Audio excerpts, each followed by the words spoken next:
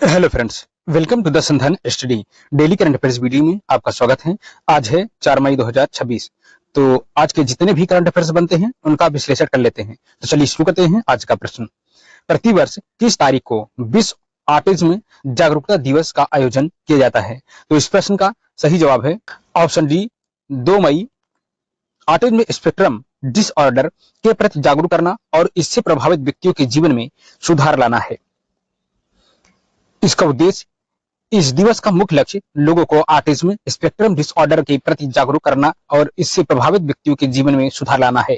संयुक्त राष्ट्र महासभा ने 1 नवंबर 2007 को इस दिन को मनाने का प्रस्ताव रखा था और 18 दिसंबर 2007 को इसे आधिकारिक रूप से स्वीकार किया गया। इसका महत्व, यह दुनिया भर में ऑटिज्म से ग्रसित बच्चों और वयस्कों के बारे में जागरूकता बढ़ाने के लिए मनाए जाने वाले केवल 7 आधिकारिक स्वास्थ्य विशिष्ट संयुक्त राष्ट्र दिवसों में से एक है। नेक्स्ट क्वेश्चन है, बैडमिंटन वर्ल्ड फेडरेशन BWF परिषद के अध्यक्ष के रूप में किस भारतीय व्यक्तित्व को चुना गया है? तो इस प्रश्न का सही जवाब है ऑप्शन सी, PV सिंधु। भारतीय बैडमिंटन दिग्गज PV सिंधु को निर्विरोध BWF एथलीट आयोग का अध्यक्ष चुना गया है। इनका कार्यकाल, वह 2025 से 2029 तक इस वैश्विक परिषद में खिलाड़ियों के हितों का प्रतिनिधित्व और नेतृत्व करेंगे। यह पद अंतर्राष्ट्रीय खेल प्रशासन में भारत के बढ़ते प्रभाव और वैश्विक कद को दर्शाता है। उद्देश्य, वह बैडमिंटन वर्ल्ड फेडरेशन की निर्णय प्रक्रिया में एथलीटों की आवाज को सशक्त बनाएंगी।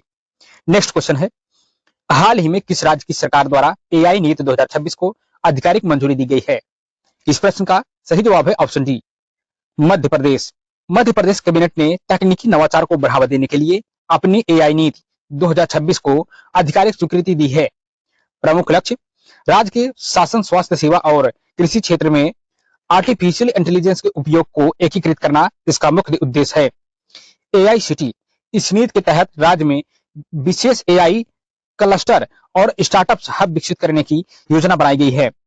कौशल विकास, युवाओं को भविष्य की तकनीक के लिए तैयार करने हेतु शिक्षण संस्थानों में AI प्रशिक्षण केंद्र स्थापित किए जाएंगे। नेक्स्ट क्वेश्चन है, संवाद 2026 नामक राष्ट्रीय साइबर सुरक्षा कॉन्फ्रेंस का आयोजन किस राज्य में संपन्न हुआ? इस प्रश्न का सही जवाब है ऑप्शन सी, मध्य प्रदेश। राष्ट्रीय साइबर सुरक्षा सम्मेलन संवाद 2026 का आयोजन हाल ही में मध्य प्रदेश के ग्वालियर में किया गया। इसका प्रमुख उद्देश्य उभरते साइबर खतरों, डेटा सुरक्षा और वित्तीय धोखाधड़ी को रोकने के लिए नई रणनीतियों पर चर्चा करना था। प्रतिभागी सम्मेलन में केंद्र सरकार के सूचना प्रौद्योगिकी विशेषज्ञों और राज्य पुलिस और साइबर सुरक्षा फर्मों ने हिस्सा लिया है। विशेष पहल, कार्यक्रम के दौरान डिजिटल इंडिया मिशन के तहत साइबर सुरक्षित भारत अभियान को ग्रामीण क्षेत्रों तक पहुंचाने पर जोर दिया गया। नेक्स्ट क्वेश्चन है, कामगारों को रोजगार के नए अवसर देने के उद्देश्य से किस राज्य ने ई श्रम साथी ऐप पेश किया है? तो इस प्रश्न का सही जवाब है ऑप्शन ए, बिहार। बिहार सरकार के श्रम संसाधन विभाग ने असंगठित क्षेत्र के श्रमिकों के कल्याण हेतु ई श्रम साथी मोबाइल ऐप पेश किया है। प्लेटफॉर्म के माध्यम से श्रमिक सरकारी योजनाओं, कौशल विकास कार्यक्रमों और रोजगार के अवसरों की सीधी जानकारी प्राप्त कर सकेंगे। पंजीकरण, यह ऐप ई श्रम साथी पोर्टल पर पंजीकृत राज्य के लाखों कामगारों को एक डिजिटल पहचान और सहायता तंत्र प्रदान करने के उद्देश्य से बनाया गया है। सुविधा, इसमें श्रमिकों के लिए शिकायत निवारण और विभिन्न सामाजिक सुरक्षा योजनाओं के लिए आवेदन करने की प्रक्रिया को सरल बनाया गया है। नेक्स्ट क्वेश्चन है, परमाणु ऊर्जा की मदद से विद्युत उत्पादन करने वाला विश्व का 33वां देश कौन सा बना है? इस प्रश्न का सही जवाब है ऑप्शन सी, बांग्लादेश। इस परियोजना का निर्माण रूस की परमाणु ऊर्जा एजेंसी रोसाटॉम तकनीकी और वित्तीय सहयोग से किया गया है। सहयोग, इस परियोजना का निर्माण रूस की परमाणु ऊर्जा एजेंसी रोसाटॉम के तकनीकी और वित्तीय सहयोग से किया गया है। इसकी क्षमता, इस संयंत्र में 2 इकाइयां हैं जिनकी कुल क्षमता 2400 मेगावाट है, जो बांग्लादेश की ऊर्जा आत्मनिर्भरता के लिए एक मील का पत्थर है। महत्व, यह दक्षिण एशिया में भारत और पाकिस्तान के बाद परमाणु ऊर्जा क्लब में शामिल होने वाला तीसरा देश है जो शून्य कार्बन उत्सर्जन लक्ष्यों में सहायक होगा। नेक्स्ट क्वेश्चन है, IBSF वर्ल्ड बिलियर्ड्स चैंपियनशिप 2026 का विजेता बनने का गौरव किसने प्राप्त किया है? इस प्रश्न का सही जवाब है ऑप्शन ए, पंकज आडवाणी ने। इस वैश्विक प्रतियोगिता का आयोजन कतर की राजधानी दोहा में किया गया था। उपलब्धि। भारतीय भारतीय क्यू खिलाड़ी पंकज अडवाणी ने फाइनल में सौरव कोठारी को हराकर आईबीएसएफ वर्ल्ड बिलियर्ड्स चैंपियनशिप 2026 का खिताब जीता। रिकॉर्ड, यह उनके करियर का 28वां विश्व खिताब है, जो उन्हें बिलियर्ड्स और स्कूनर की दुनिया में सबसे सफल खिलाड़ियों में से एक बनाता है। आयोजन। इस वैश्विक प्रतियोगिता का आयोजन कतर की राजधानी दोहा में किया गया था। महत्व। पंकज अडवाणी अंतर्राष्ट्रीय स्तर पर लगातार उत्कृष्ट प्रदर्शन कर भारत के सबसे प्रतिष्ठित एथलीटों में अपनी जगह बनाए हुए हैं। नेक्स्ट क्वेश्चन है, पंचायत विकास सूचकांक 2.0 की रैंकिंग में किस राज्य ने शीर्ष स्थान हासिल किया है? इस प्रश्न का सही जवाब है ऑप्शन ए, त्रिपुरा। यह रैंकिंग ग्रामीण क्षेत्रों में सरकारी योजनाओं के प्रभावी वितरण और लोकतांत्रिक विकेंद्रीकरण की सफलता को दर्शाती है। उपलब्धि। भारत सरकार के पंचायती राज मंत्रालय द्वारा जारी पंचायत विकास सूचकांक पीडीआई 2.0 में त्रिपुरा को देश भर में पहला स्थान मिला है। मूल्यांकन। यह सूचकांक स्थानीय स्तर पर सतत विकास लक्ष्यों एसडीजीएस के कार्यान्वयन और ग्राम पंचायतों के समग्र प्रदर्शन के आधार पर तैयार किया गया है। मुख्य मानक। त्रिपुरा ने बुनियादी ढांचे, स्वास्थ्य, शिक्षा और डिजिटल गवर्नेंस जैसे क्षेत्रों में बेहतरीन प्रदर्शन कर शीर्ष स्कोर हासिल किया। महत्व। यह रैंकिंग ग्रामीण क्षेत्रों में सरकारी योजनाओं के प्रभावी वितरण और लोकतांत्रिक विकेंद्रीकरण की सफलता को दर्शाती है। नेक्स्ट क्वेश्चन है, भारत के पहले एकीकृत बासमती और जैविक प्रशिक्षण केंद्र की स्थापना किस राज्य में की गई है? इस प्रश्न का सही जवाब है ऑप्शन डी, उत्तर प्रदेश। उत्तर प्रदेश के गौतम बुद्ध नगर जीवर में भारत के पहले एकीकृत बासमती और जैविक प्रशिक्षण केंद्र की शुरुआत की गई है। स्थापना। उत्तर प्रदेश के गौतम बुद्ध नगर जेवर में भारत के पहले एकीकृत बासमती और जैविक प्रशिक्षण केंद्र की शुरुआत की गई है। इसका उद्देश्य किसानों को बासमती चावल के निर्यात, मानक और जैविक खेती की आधुनिक तकनीकों के बारे में प्रशिक्षित करना है। संचालन। यह केंद्र कृषि और प्रसंस्कृत खाद्य उत्पाद निर्यात विकास प्राधिकरण एपेडा के सहयोग से संचालित किया जा रहा है। महत्व। यह केंद्र पश्चिमी उत्तर प्रदेश के बासमती उत्पादक किसानों की आय बढ़ाने और अंतर्राष्ट्रीय बाजार में भारतीय कृषि उत्पादों की गुणवत्ता सुधारने में सहायक होगा। नेक्स्ट क्वेश्चन है, 1 मई 2026 को किस राज्य ने अपना 66वां स्थापना दिवस मनाया? तो इस प्रश्न का सही जवाब है ऑप्शन सी, गुजरात। स्थापना के समय अहमदाबाद को राजधानी बनाया गया था, जिससे बाद में 1970 में नवनिर्मित शहर गांधीनगर स्थानांतरित कर दिया गया। 1 मई 1960 को ऐतिहासिक पृष्ठभूमि देखें तो 1 मई 1960 को बॉम्बे पुनर्गठन अधिनियम के माध्यम से तत्कालीन बॉम्बे राज्य को भाषाई आधार पर विभाजित कर गुजरात और महाराष्ट्र को दो अलग राज्यों का गठन किया गया था। स्थापना दिवस। इसी कारण हर साल 1 मई को गुजरात स्थापना दिवस, गुजरात गौरव दिवस के रूप में मनाया जाता है। वर्ष 2026 में इसे अपनी स्थापना के 66 वर्ष पूरे किए गए हैं। महागुजरात आंदोलन। राज्य के गठन के लिए इंदुलाल याज्ञिक के नेतृत्व में महागुजरात आंदोलन चलाया गया, जिसके परिणाम स्वरूप गुजरात का उदय हुआ है। राजधानी। स्थापना के समय अहमदाबाद को राजधानी बनाया गया था, जिसे बाद में 1970 में नवनिर्मित शहर गांधीनगर स्थानांतरित कर दिया गया था। नेक्स्ट क्वेश्चन है, 30 अप्रैल 2026 को दादा साहेब फाल्के की कौन सी जन्म जयंती मनाई गई? इस प्रश्न का सही जवाब है ऑप्शन बी, 156वीं जयंती मनाई गई। भारतीय सिनेमा के पितामह कहे जाने वाले ढूंढीराज गोविंद फाल्के, दादा साहेब फाल्के का जन्म 30 अप्रैल 1870 को महाराष्ट्र के त्र्यंबकेश्वर में हुआ था। इनका जन्म भारतीय सिनेमा के पितामह कहे जाने वाले ढूंढीराज गोविंद फाल्के, दादा साहेब फाल्के का जन्म 30 अप्रैल 1870 को महाराष्ट्र के त्र्यंबकेश्वर में हुआ था।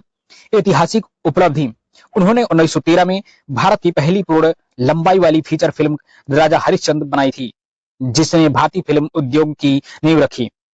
सर्वोच्च सम्मान। उनके सम्मान में भारत सरकार ने 1969 में दादा साहेब फाल्के पुरस्कार की शुरुआत की, जो भारतीय सिनेमा का सबसे प्रतिष्ठित पुरस्कार माना जाता है। विविध कौशल। वह न केवल एक फिल्म निर्माता थे, बल्कि एक कुशल फोटोग्राफर, प्रिंटर और जादूगर भी थे, जिन्होंने फिल्म निर्माण की बारीकियां सीखने के लिए लंदन की यात्रा की थी। नेक्स्ट क्वेश्चन है, संकटग्रस्त इंडियन स्कीमर पक्षी के संरक्षण में योगदान हेतु हाल ही में किसे व्हिटली पुरस्कार 2026 प्रदान किया गया है? इस प्रश्न का सही जवाब है option A, Parveen Shaikh. Bombay natural history society BNHS की वैज्ञानिक प्रवीण सिंह को प्रतिष्ठित व्हिटली गोल्ड अवार्ड 2026, जिसे ग्रीन ऑस्कर भी कहा जाता है, से सम्मानित किया गया है।